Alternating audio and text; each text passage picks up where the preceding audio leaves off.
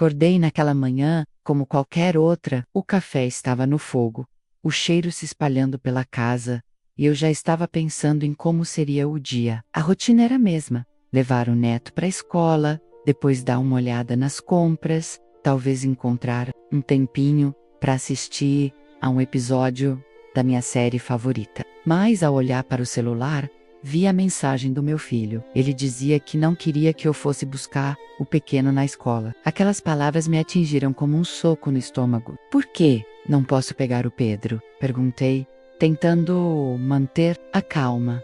O tom da minha voz traiu meu nervosismo. É melhor assim, mãe. A gente se organiza de outra forma. Ele respondeu seco. Não havia espaço para discussão. Na hora de ir à escola, peguei a chave do carro com uma mistura de frustração e tristeza. Que tinha mudado. Antes, eu era a avó que sempre estava presente, a que buscava o neto, que participava das festinhas. Agora, parecia que eu estava sendo afastada, como se eu não fosse mais parte daquela vida. Cheguei à escola e vi o Pedro correndo, o sorriso no rosto. Ele acenou para mim com entusiasmo, e meu coração se encheu de alegria. Mas, ao me aproximar, notei que havia algo diferente. Ele hesitou, como se estivesse esperando por algo. Oi, vovó, ele gritou, mas o jeito como olhou para os lados me deixou inquieta. O que ele estava esperando? A presença do pai? A ausência de um abraço? Vamos, meu amor, vamos para casa, disse, tentando esconder a confusão que me invadia no caminho. Ele começou a me contar sobre o que tinha aprendido na escola, mas as palavras dele pareciam flutuar no ar, sem realmente me atingir. Eu estava presa em meus pensamentos, tentando entender por que meu filho tinha mudado tanto. O que tinha acontecido para que eu me sentisse assim, como uma estranha na vida deles. Quando chegamos em casa, meu filho estava na sala. El me olhou, com uma expressão que eu não consegui decifrar. Oi, mãe, disse ele, mas não havia calor na voz. Oi, respondi, tentando manter a conversa leve. O Pedro estava animado com a escola hoje. Que bom, ele disse, sem se aprofundar. O silêncio se arrastou entre nós, denso e desconfortável. Por que você não quer que eu busque o Pedro? Perguntei, não conseguindo mais segurar. Pergunta.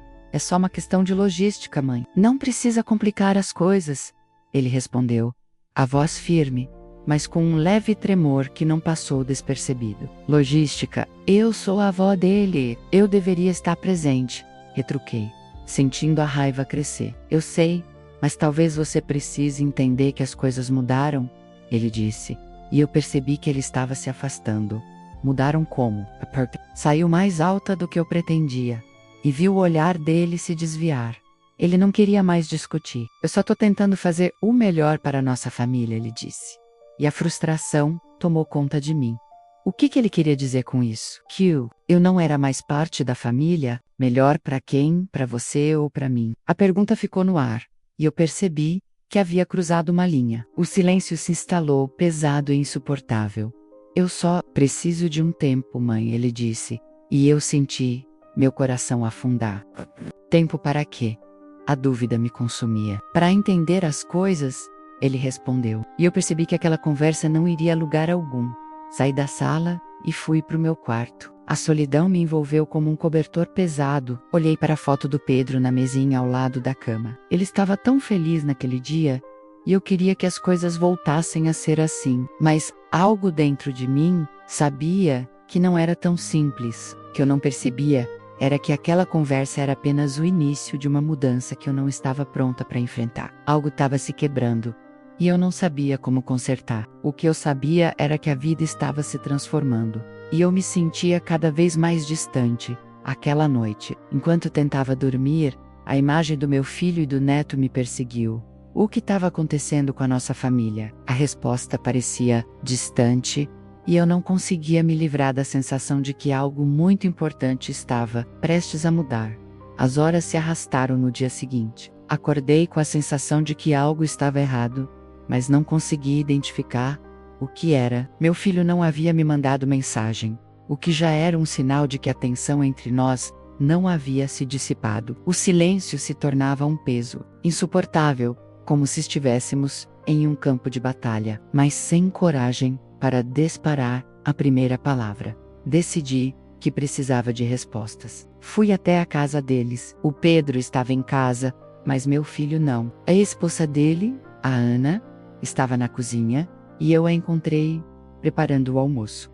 Oi, Ana, disse, tentando soar casual. Oi, o Pedro está no quarto, jogando videogame. Ela respondeu, sem olhar para mim. O jeito como ela evitou meu olhar me fez sentir que havia algo mais ali, como se eu estivesse sendo excluída de uma conversa que não sabia que existia. Você sabe onde está o seu marido? Perguntei, tentando manter o tom leve. Ele saiu para resolver umas coisas, ela disse, ainda sem me encarar. O tom dela soava evasivo, e uma pontada de desconfiança começou a se formar em mim. Oh, que ele estava resolvendo. Resolvido o quê? Indaguei, sem querer deixar passar. Coisas de trabalho, sabe como é? Ela respondeu, mas o sorriso que ela tentou forçar não convenceu. Fui até o quarto do Pedro. Ele estava tão concentrado no jogo que não percebeu minha entrada. Oi, meu amor, eu disse forçando um sorriso. Ele virou a cabeça e sorriu para mim, mas logo voltou a se concentrar na tela. Pedro, você tá feliz na escola? Perguntei, tentando puxar uma conversa. Ele olhou para mim, hesitou e respondeu, tô, vovó, mas a frase ficou no ar, como se ele estivesse guardando algo. Mas o que, filho? Eu insistia, mas ele apenas balançou a cabeça, sem vontade de falar. Aquela conversa não ia a lugar nenhum. Saí do quarto e voltei para a sala. Ana ainda estava lá, mas meu filho não tinha voltado. O tempo parecia se arrastar, e a sensação de que eu estava sendo deixada de lado só aumentava. Quando meu filho finalmente chegou, eu estava decidida a confrontá-lo. Precisamos conversar, disse, sem rodeios. Sobre o que, mãe? Ela respondeu.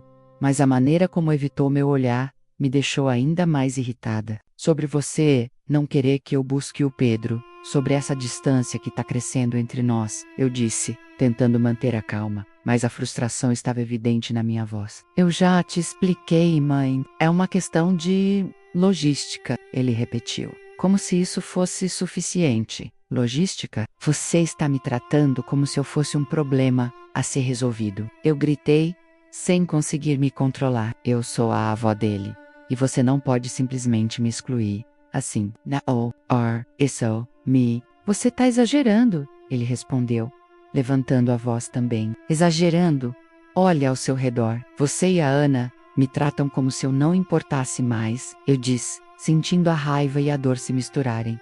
Não é assim, ele disparou, mas a expressão no rosto dele mostrava que ele estava se sentindo pressionado. Você não entende o que estamos passando. Então me explique.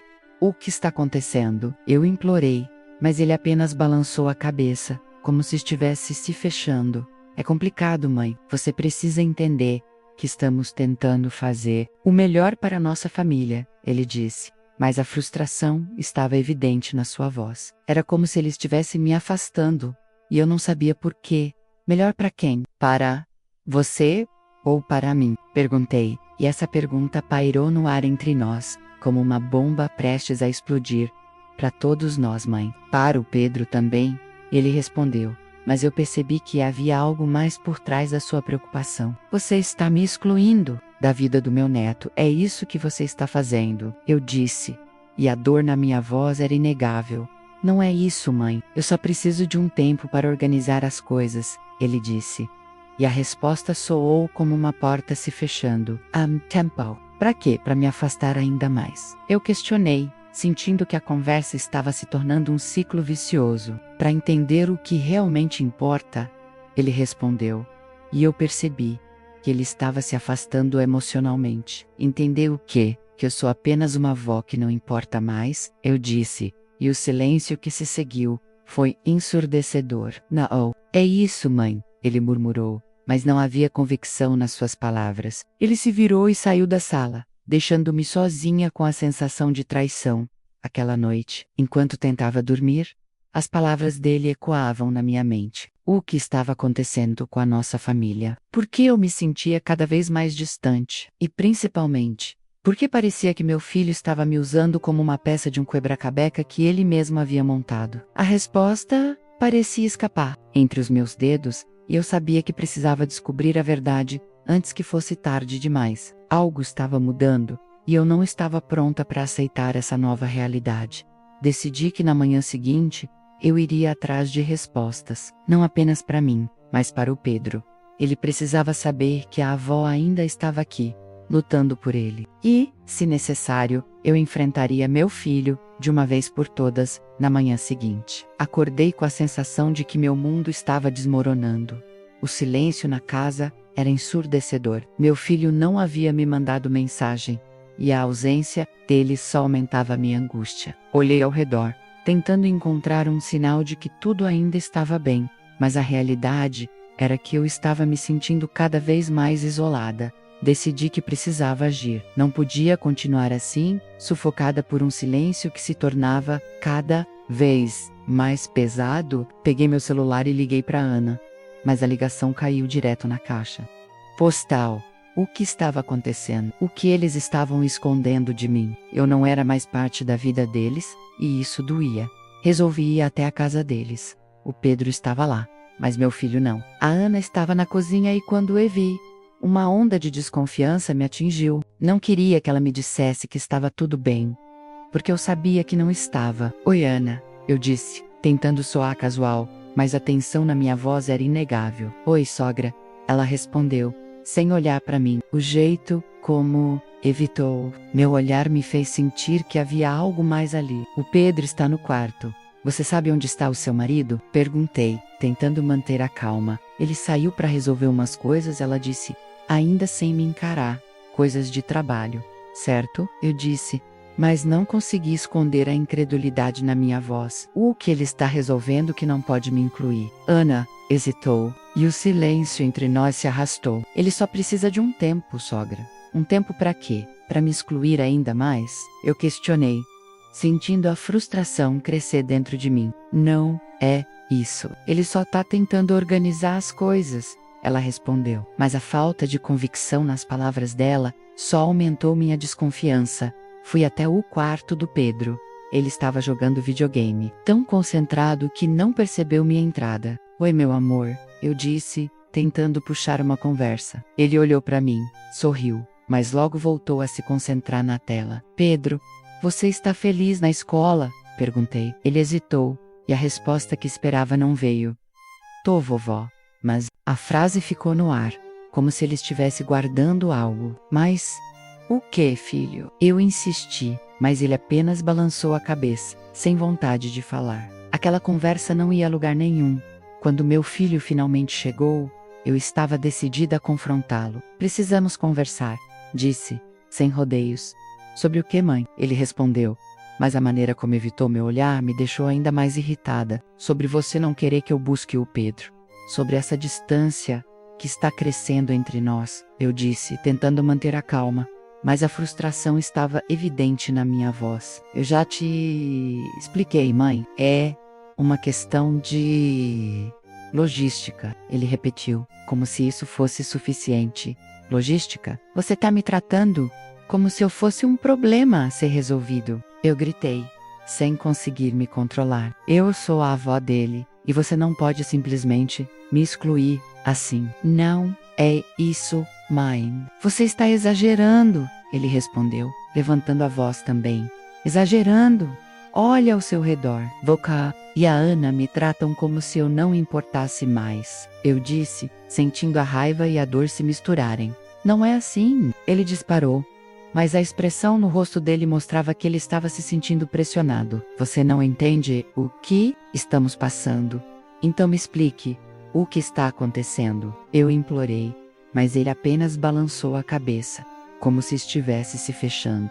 É complicado, mãe. Você precisa entender que estamos tentando fazer o melhor para nossa família. Ele disse, mas a frustração estava evidente na sua voz. Melhor para quem? Para você ou para mim? Perguntei. E essa pergunta pairou no ar entre nós. Para todos nós, mãe. Para o Pedro também? Ele respondeu. Mas eu percebi que havia algo mais por trás da sua preocupação. Volca est me excluindo da vida do meu neto. É isso que você está fazendo? Eu disse. E a dor na minha voz era inegável. Não é isso, mãe. Eu só preciso de um tempo para organizar as coisas, ele disse.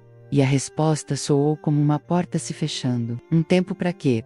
Para me afastar ainda mais? Eu questionei, sentindo que a conversa estava se tornando um ciclo vicioso. Para entender o que realmente importa, ele respondeu, e eu percebi que ele estava se afastando emocionalmente. Entender o quê? Que eu sou apenas uma avó que não importa mais? Eu disse, e o silêncio que se seguiu foi ensurdecedor. Naua, isso mãe, ele murmurou, mas não havia convicção nas suas palavras. Ele se virou e saiu da sala, deixando-me sozinha, com a sensação de traição, naquela noite. Enquanto tentava dormir, as palavras dele ecoavam na minha mente. O que estava acontecendo com a nossa família? Por que eu me sentia cada vez mais distante? E principalmente, porque parecia que meu filho estava me usando como uma peça de um quebra-cabeça que ele mesmo havia montado. Decidi que na manhã seguinte, eu iria atrás de respostas, não apenas para mim, mas para o Pedro.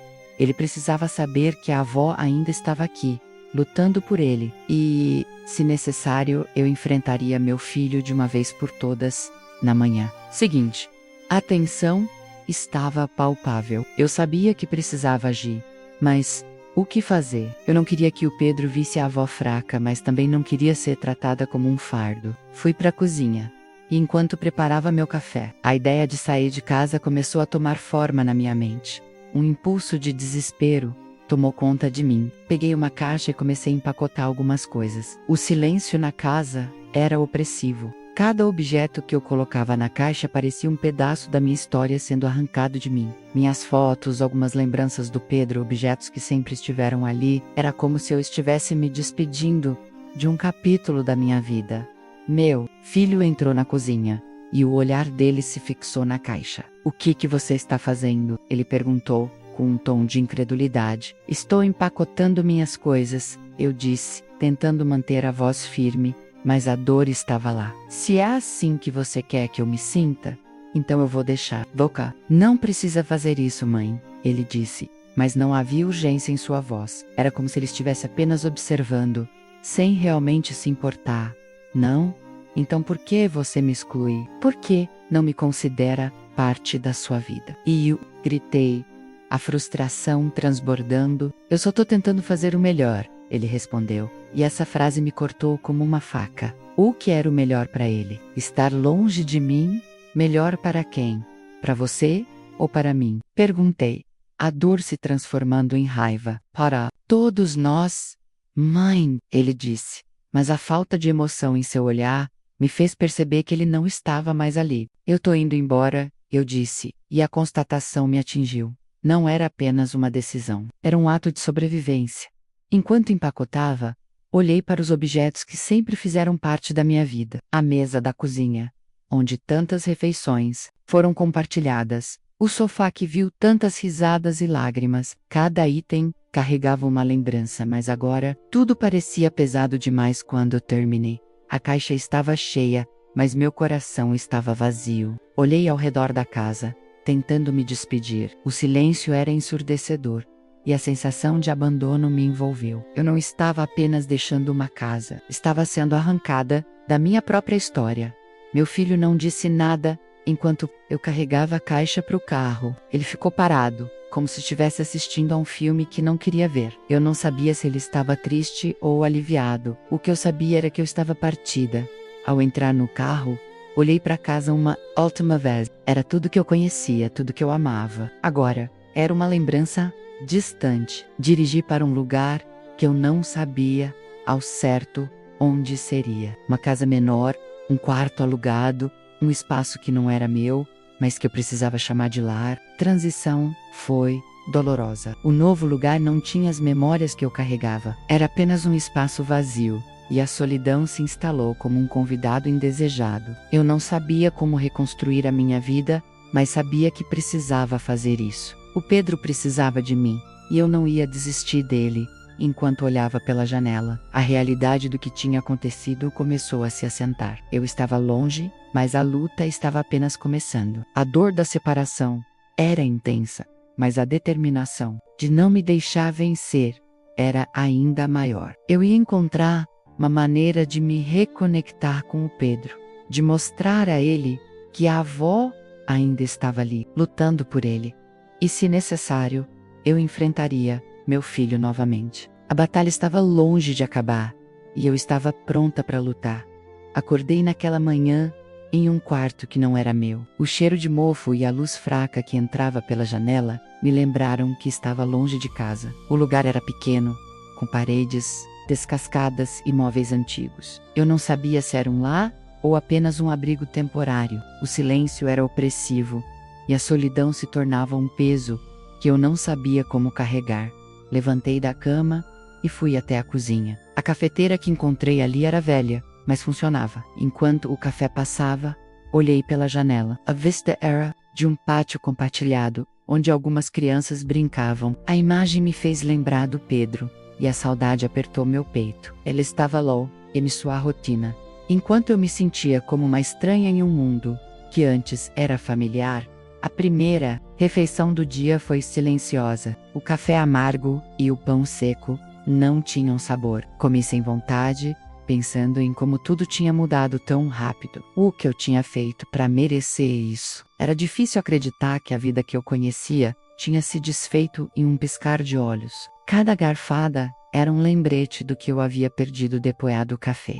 Decidi explorar o lugar. Conheci algumas pessoas que moravam ali. Uma senhora idosa me cumprimentou e eu percebi que ela estava sozinha também. Tentei puxar a conversa, mas as palavras não saíram.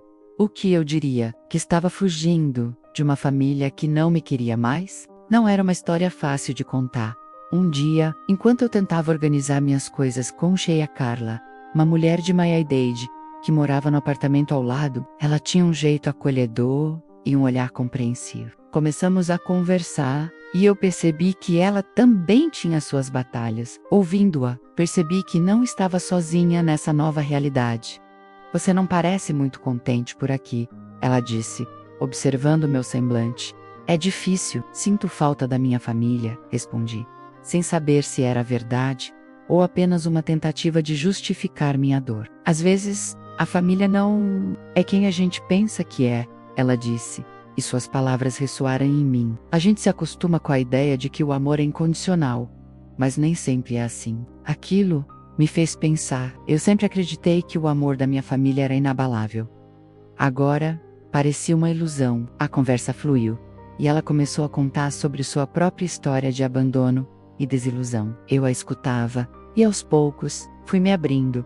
Meu filho também se afastou. Ele não entende que eu só queria o melhor para ele, eu disse, sentindo a dor voltar à tona. Às vezes, eles confundem amor com controle, ela me disse, e suas palavras me atingiram. Buck, percebe que isso foi uma forma de controle, não amor. A frase ficou ecoando na minha mente. Eu nunca tinha pensado assim. Meu filho estava tentando me afastar. Mas por quê? O que havia mudado para que ele não quisesse mais a minha presença? A ideia de que o que eu vivia era uma manipulação emocional começou a tomar forma. A dor que eu sentia não era apenas tristeza, era uma injustiça. A cada conversa com a Carla, eu me sentia um pouco mais forte. Ela me encorajou a procurar ajuda, a conversar com alguém que pudesse entender o que eu estava passando. Não é fácil, mas você precisa se reconectar com você mesma. A sua vida não terminou, apenas mudou de direção, ela dizia. E eu comecei a acreditar que talvez houvesse esperança. Decidi que era hora de agir. Não podia mais ser a vítima silenciosa. O Pedro precisava de mim, e eu não ia desistir dele. Comecei a planejar como poderia me aproximar dele novamente. Como poderia mostrar a ele que a avó ainda estava ali, lutando por ele, naquela noite. Enquanto tentava dormir, pensei em tudo o que havia vivido. A dor da separação ainda estava ali, mas agora havia uma centelha de determinação dentro de mim. Eu não ia deixar que meu filho me excluísse da vida do Pedro. Eu ia lutar por ele, pela nossa relação e, acima de tudo, por mim mesma. A ideia de confrontar meu filho novamente não me assustou. Eu precisava fazer isso. Precisava que ele entendesse que o que estava acontecendo não era apenas sobre logística, mas sobre amor, respeito e a importância da família. E a ele que a avó ainda tinha um lugar na vida dele.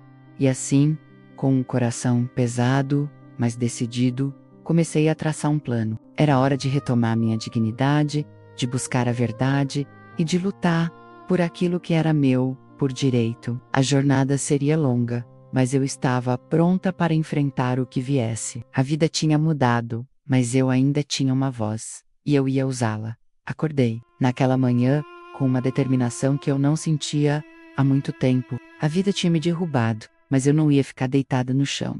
Era hora de agir. Eu não era apenas uma avó afastada, eu era uma mulher que merecia respeito e dignidade. A conversa com a Carla ecoava na minha mente. A sua vida não terminou, apenas mudou de direção. E eu estava pronta para mudar essa direção. Peguei meu celular e procurei um advogado. Não sabia exatamente como funcionava, mas sabia que precisava de alguém que entendesse o que estava acontecendo. Liguei e marquei uma consulta. O coração batia forte, mas a cada palavra que eu falava, a confiança crescia. E sozinha nessa luta. Na consulta, a advogada, uma mulher de olhar firme e acolhedor, ouviu minha história sem interrupções. Quando terminei, ela me olhou e disse: "Você tem direitos, e é hora de reivindicá-los." Aquela frase soou como um hino para mim. Eu não estava mais à mercê das decisões dos outros. Eu era parte da minha própria história. Vocês me tiraram da casa, mas não do que é meu por direito, eu disse, sentindo a força nas minhas palavras. A advogada assentiu, e algo dentro de mim se acendeu. Eu não ia mais aceitar ser tratada como unfair. Era hora de retomar o controle. A partir daquele dia, comecei a formalizar uma queixa. Não era apenas sobre bens materiais, era sobre o reconhecimento da minha posição na família. Eu queria que meu filho entendesse que não poderia me afastar assim, como se eu fosse um objeto descartável. Cada passo que eu dava me fazia sentir mais forte. Eu estava lutando por mim, e isso era libertador. As reuniões com a advogada tornaram-se frequentes. Cada conversa era um lembrete de que eu merecia ser ouvida, que eu tinha valor. Um dia, enquanto discutíamos os próximos passos, ela me disse: "A justiça pode ser lenta, mas você não está sozinha. É importante que você se mantenha firme." Aquilo me motivou ainda mais. Decidi que era hora de conversar com meu filho novamente. Não queria briga, mas precisava que ele entendesse a gravidade da situação. Marquei o encontro em um café, um lugar neutro. Quando o vi, o coração disparou. Ele parecia nervoso, e eu também, mas não havia mais espaço para medo. "Precisamos conversar", eu disse, olhando nos olhos dele. Ele hesitou, mas assentiu. "Eu não estou aqui para brigar, estou aqui porque sou a avó do Pedro e quero fazer parte da vida dele." "Volca, não entende, mãe." Ele começou, mas eu o interrompi. "Não, você é quem não entende. Eu não sou um fardo. Eu sou a avó dele, e isso não muda. O que está acontecendo não é justo." A firmeza na minha voz parecia surpreendê-lo. Eu não era mais a mulher que se deixava levar. E eu estava de pé, pronta para lutar. Ele olhou para baixo como se estivesse pensando nas palavras. "E eu só quero o melhor para o Pedro", ele disse. Mas eu percebi que havia uma insegurança nas suas palavras. "E o que é melhor para ele? Afastá-lo da avó que sempre esteve presente? Isso é amor?" perguntei. E ele não conseguiu responder. O silêncio entre nós era pesado. "Você precisa entender que isso não é apenas sobre você. É sobre o Pedro. E ele precisa de mim." A conversa não resolveu tudo, mas foi um passo. Eu vi uma pequena rachadura na armadura dele, e aquilo me deu esperança. Eu não estava buscando vingança, mas justiça. E a partir daquele momento, eu sabia que não ia desistir. Não ia permitir que o medo e a insegurança dele me calassem. Nos dias seguintes, continuei a trabalhar com a advogada. Ela me ajudou a entender meus direitos e a importância de formalizar a situação. A cada assinatura, a cada documento, eu sentia que estava recuperando minha voz. Não era fácil, mas eu estava determinada. O Pedro precisava de mim, e eu não ia deixá-lo. Finalmente, chegou o dia em que a audiência foi marcada. Eu estava nervosa, mas também empoderada. Quando entrei no tribunal, senti a energia mudar. Eu não estava ali para perder. Eu estava ali para reivindicar o que era meu. A advogada ficou ao meu lado, e eu sabia que não estava sozinha no tribunal. As palavras começaram a fluir. Falei sobre meu amor pelo Pedro, sobre todos os momentos que havia compartilhado com ele. Falei sobre o que significava ser avó e como isso não deveria ser tirado de mim. Cada palavra era uma afirmação da minha dignidade. Eu não estava mendigando amor, eu estava exigindo respeito. Quando a audiência terminou e o Nau Sábia o que esperar, mas a sensação de ter falado a verdade foi libertadora. Não importava o resultado, o que importava era que eu havia me feito ouvir. A advogada me parabenizou. Você foi incrível, ela disse, e eu sorri. A sensação de poder estava dentro de mim. A decisão do tribunal não veio imediatamente, mas a mudança já havia acontecido dentro de mim. Eu me sentia mais forte, mais viva e, independentemente do que acontecesse, eu sabia que não ia mais me deixar abater. O amor não é medido apenas pelo sangue, é também sobre respeito e dignidade. Alguns dias depois, recebi a notícia da decisão. A audiência havia sido favorável a mim. Eu tinha o direito de continuar a ver o Pedro. O alívio e a alegria se misturaram em mim. Eu não estava apenas lutando por um direito. Eu estava lutando por um amor que era incondicional. Naquele momento, percebi que a vida não era sobre o que perdemos, mas sobre o que somos capazes de reconstruir. Eu tinha enfrentado meus medos e reivindicado minha dignidade. E, acima de tudo, eu havia encontrado minha voz. Não é o sangue que define o amor, é o respeito. E eu aprendi a não mendigar o que me pertence por direito. Essas palavras se tornaram meu mantra. Eu estava pronta para recomeçar. Para Ceará Avokiu. Pedro precisava, e mais importante, para ser a mulher que eu sempre fui.